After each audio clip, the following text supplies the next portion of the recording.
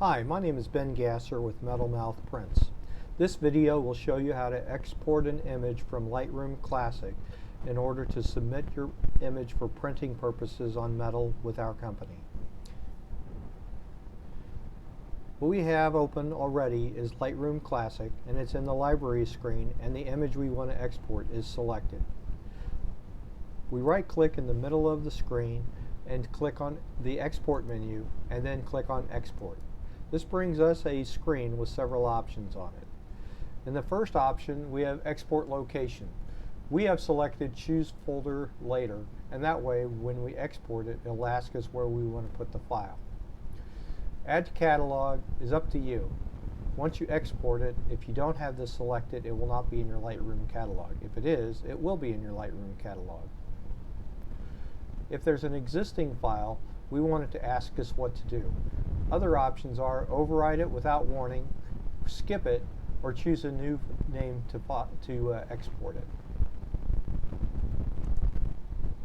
The next option is file naming. We want selected rename to, and we want to use a custom name. There are other options there that you can choose based on different pieces of information such as the date, the file name, and other things. But we choose custom name. We give it the custom name right here, and we have entered example print file. Video doesn't matter, and file settings is the next thing. So we could choose TIFF, JPEG, or PNG. There are other files available, but those are the primary ones we want chosen for a image submitted to our company for printing purposes. Compression, you could choose none or zip. That's up to you.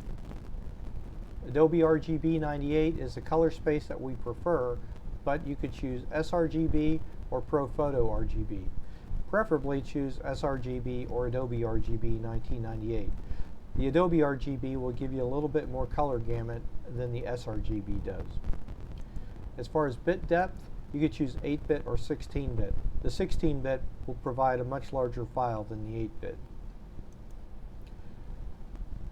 Image resize. This is what gets most people into trouble. We want you to deselect resize to fit. This way, we get the file in the size that it was created in, not in some new downsampled or upsampled file. So make certain this is deselected, and then change the resolution to 240 pixels per inch. Then sharpening. Choose sharpen for glossy paper and standard. This will sharpen the file a little bit to help give you a much nicer print image. As far as metadata, that's purely up to you. Watermarking, we select unchecked, and then under post-processing, choose after export, show in Explorer. This way it'll open up the folder where your file went to.